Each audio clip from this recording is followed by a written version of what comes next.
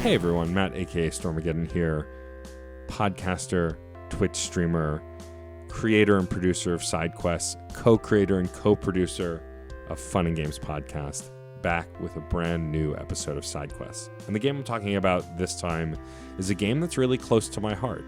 It's a game that, while not the best of its kind, was revolutionary at the time it came out and is so closely attached to important memories of my past that I couldn't not talk about it. That game, of course, is the 3D platformer defining Super Mario 64. Super Mario 64 is important to me for a ton of reasons. For one, it is one of the first Mario games I remember anticipating, knowing it was coming out and being excited for. Even more so, I think it's one of the first games I ever had anticipation for. I know the N64 is the first console I bought on release around the time it came out. And that drove a lot of my love of this game, as it was the first game I had for the console, but also my love of Mario. I had grown up playing all of the other Super Mario games that came before, 1, 2, and World, and 3, of course. And this one just felt different. But first, before I get into the details of the game, I want to point out why this game has stayed with me in my memory and the N64 has stayed with me in my memories for so long, because I have a little personal story attached to it. So for those who don't know, I'm Jewish, and around the time of my bar mitzvah, I knew I wanted the N64. When I just turned 13, it came out that fall, around the time of my bar mitzvah, and I knew that's what I wanted as my bar mitzvah gift from my parents. I wanted an N64 and Super Mario 64. But this was in the early days of video game selling becoming like this craze. You know, video game departments were mostly like, they had games in the back. You asked for them. Like, it wasn't browsing in the same way like the world of GameStop and all of that stuff now. It was newer back then. And so, like, they were treated as another electronics department. They weren't really like just out for you to see in the same way that they are just everywhere in almost every retail store now. So anyway, I didn't pre-order one. No one thought about pre-ordering. My parents didn't, because like consoles had never sold on this level, not to my knowledge anyway, or at least not in my lifetime. I'd never bought a brand new console on release, so I had no clue. And so I was bummed they were sold out everywhere. I'd have my dad call Toys R Us, KB Toys, and any other retailer that would sell video games constantly to find out if they were going to be back in stock. And just, there was no dice ever. It was, I think, weeks after my bar mitzvah before I got one. I don't remember the exact time frame, but I do remember on one Saturday asking my dad, hey, I know that this console is sold out everywhere. Can we still go to Toys R Us and see if they have it? Like, I'll look at toys, maybe I'll buy an action figure. Like, can we just go? Because I really, really want to try and get this thing. And he was like, sure. And he took me. And so we get there, and I'm looking around and pretending like I care about anything else. And then eventually go to the video game counter. At the Toys R Us in Staten Island, where I grew up, the video games were all in a back room. There was like a little counter that you walked up to, and you would ask, like, hey, I want this game. I think there were displays outside also with like little like paper tags that you could grab and then bring to this counter and be like, I want to get this game. And of course, there were no tags for Super Mario 64 or the console, the N64. And so, you know, I went directly to the counter anyway. We asked this guy behind the counter. Can't remember his name or his age. He felt like this old, wise man, but he was probably in his 30s just trying to get by, or younger even. Anyway, I asked him, hey, I know the N64 is sold out everywhere, but I just wanted to ask if you had any in the back. I was hoping if you had one that I could buy it, because we really want to get it. And the guy's like, I don't know if we have any in the back. I think they're all pre-orders, but let me go back and check. And we wait. And we wait. And we wait some more. And then the guy comes back out with an N64 and Super Mario 64. He's like, yeah, it looks like we still got one. He never asked for my pre-order tag. He never asked if we were looking for a pre-order. I asked if he had any. He brought it out. And then I went home that day with an N64 and Super Mario 64. And I remember my anxiety and excitement being palpable on the drive home. I just remember like buzzing in a way that not a lot of other games have made me buzz. I would think, Arkham Asylum and Mass Effect come to mind as like games that like I anticipated, or I'd say Mass Effect 2 because I'd played Mass Effect 1 already. Like these games, I was anticipating them so much. I was like vibrating with excitement. There are other games too, but those are the two that jump to mind besides this one. I remember getting home with my N64, immediately setting it up, ripping the box open, taking out the game, popping it in, and playing. And I was blown away. Like, this game and this console are tied to that memory of my bar mitzvah and this present that I wanted and this thing I was looking forward to in a way that in gaming I hadn't really done yet, and then will do many times after. But when I turned on this game, it was like magic. And I know it's a little cheesy, but it really did feel like there was no way to explain what I was engaging with. It was the first 3D game. And I know there were others, but like this was the game. Like 3D, polygons, just, it felt more like something in a physical space. It was just endlessly exciting for me.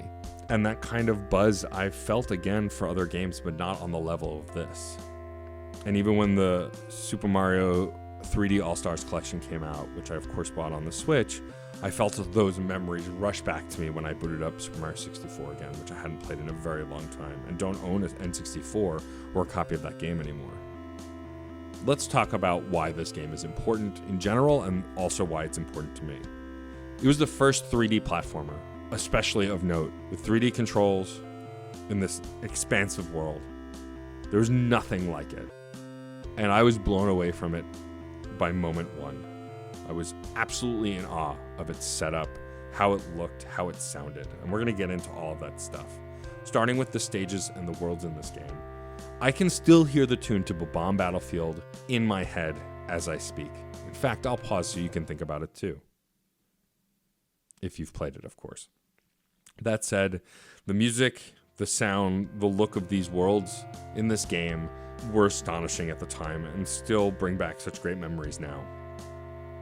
Worlds like Bomb Battlefield and Shifting Sandland, all of these different incredible, awesome worlds. Dry Docks. The names of the worlds are escaping me now, of course, but like Womp's Fortress, they're coming back to me. They all were so unique and so interesting. Some better than others, some have aged better than others, but the music to all those worlds, the sound design, all of that stuff I remember so well. They were just laid out so brilliantly, and they were easy to engage with. The game is challenging, but not impossible. I, of course, back in the N64 days, got the full 120 stars. One of the first games I probably completed as well. But mentioning the music a lot and the sound design, we should shift to that. The music in this game is iconic. Bomb Battlefield, Big Boo's Haunt, another world that I couldn't think of before.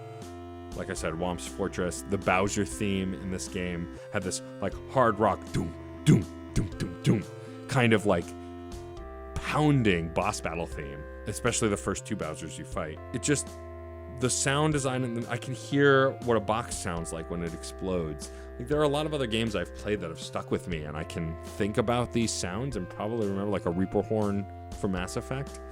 But this, I could probably in my mind play this entire game from start to finish. I remember it so well. And a big part of that is the music and the sound design. It helped shape these worlds, shape the environment, draw you in. And speaking of drawing you in, the graphics I think I should talk about too. And I'm kind of jumping around because I realized I could have structured my notes a little differently, but the reality is I just overwhelmed by how much I love this game. But the graphics, while by no means are groundbreaking now, at the time they were. And honestly, going back and playing it on the Switch, it still looks gorgeous. These polygons aged so well because they were rounded and cartoony. And while I'd say maybe Bowser and the Goombas and a few other things don't look great, Mario still looks cute as hell. So does Peach and the Toads. Like, they all look great. They all look awesome. It is astonishing to me how well this game has aged. And even playing it, I know a lot of people complaining about playing it on the N64. And the controls are not ideal. They didn't program in the analog stick use in a fluid way. But it still plays well. It's not hard to play. I don't feel the same kind of dissonance of playing other old PlayStation games that have not aged as well.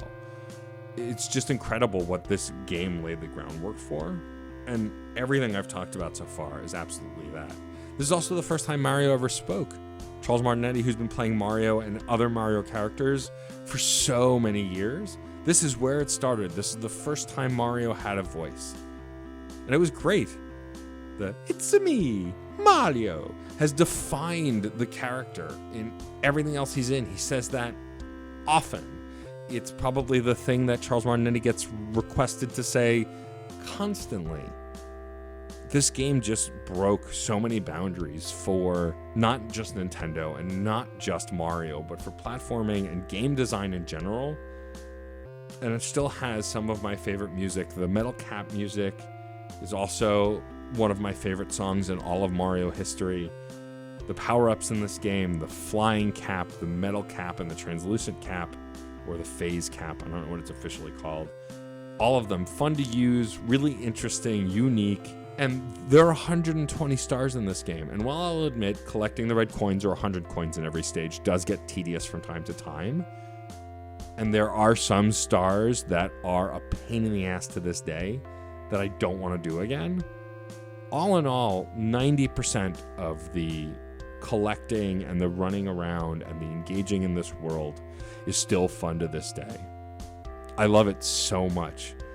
And thinking back to that 13-year-old me, this kid who, for the first time, found an excitement and a passion in video games that he only kind of sort of had before that, it makes me so happy, and it makes me honestly emotional. I'm getting a little choked up talking about it because that kind of anticipation and excitement for a game is so rare these days. And it's kind of the core to why I started this series. You know, the first game I did was Control, which was the very first episode, because that was at the forefront of my mind when I started this series back towards the beginning of 2020. But now it's come so far, and to hear so many incredible stories, we've got something really special planned for the 50th episode that we've already recorded, though I haven't edited yet. But I'm really excited to share that with you to celebrate everyone giving so much personal love to this series and these games and these stories. And Mario 64 was too personal for me not to be the one to talk about it. I had to do it. And so I don't know that I have to go through this game in detail. Like the story, Princess Peach is captured. You have to get all of the power stars to save her and unlock the final boss battle with Bowser. Like the story is not big here. The experience of this game is where it shines as a Mario game. Later games have more of a narrative, especially Sunshine, which was the first one to come out after this one. But this one was less about story and more about Mario saving the princess. Here's a unique world you can live in and breathe in and exist in. And while again, it's not the most realistic game ever made, it's not even the best 3D platformer ever made, I would say. I would give that to Odyssey probably as the best spiritual successor to this game, because Galaxy and Sunshine are great, but they are vastly different in a lot of the ways you control stuff, whereas Odyssey, besides the hat-throwing mechanic, moves very similar to this game. But all of that said, I think this game still accomplishes what so many games at the time failed to do, and it's still fun to go back to today. I hope this wasn't too rambly.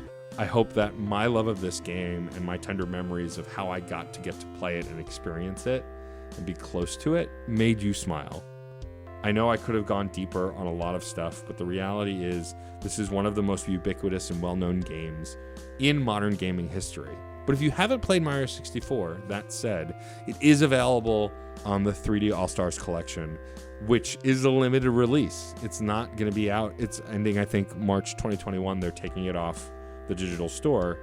If you haven't played these games, there are better ways to play these games on the original consoles for sure. But if you don't have a Wii, and you don't have a GameCube, and you don't have an N64, buy this collection. Because these games are worth playing, especially Super Mario 64. I personally think it absolutely still holds up, and is still a lot of fun to play. Might take some patience with the control, but I think if you like platformers, and you never got to play this game, you've been missing out. And if nothing else, listen to the soundtrack, because again, some of the best music in Super Mario history. And I will fight anyone who disagrees. Anyway, that's it for this episode of Side Quests. You can find me on Twitter at DJ_Stormageddon. You can find me Twitch under the same username, Instagram as well.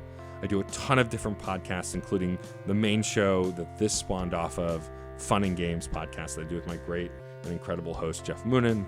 I also do Screen Snark, which is a TV and movie appreciation podcast with the incredible Rachel Quirky Shank. And then I, of course, do Reignite, a Mass Effect deep dive podcast with the incredible Frankie Bradley Lestrange. I do other podcasts off the network as well. I produce Shut Up Evan, hosted by Evan Ross Katz, which is about gay shit and pop culture. And then, of course, Crash Course Autographs, which is my interview series on crashcourse.com. I do way more beyond that. I probably do too much. But that's the bullet points. Again, if you want to find out what I'm up to, just go to twitter.com/DJ_Stormageddon. But that is enough from me. Thank you for listening to me rant, rave, and celebrate the incredible Super Mario 64. And with that, just remember to enjoy yourself and happy gaming.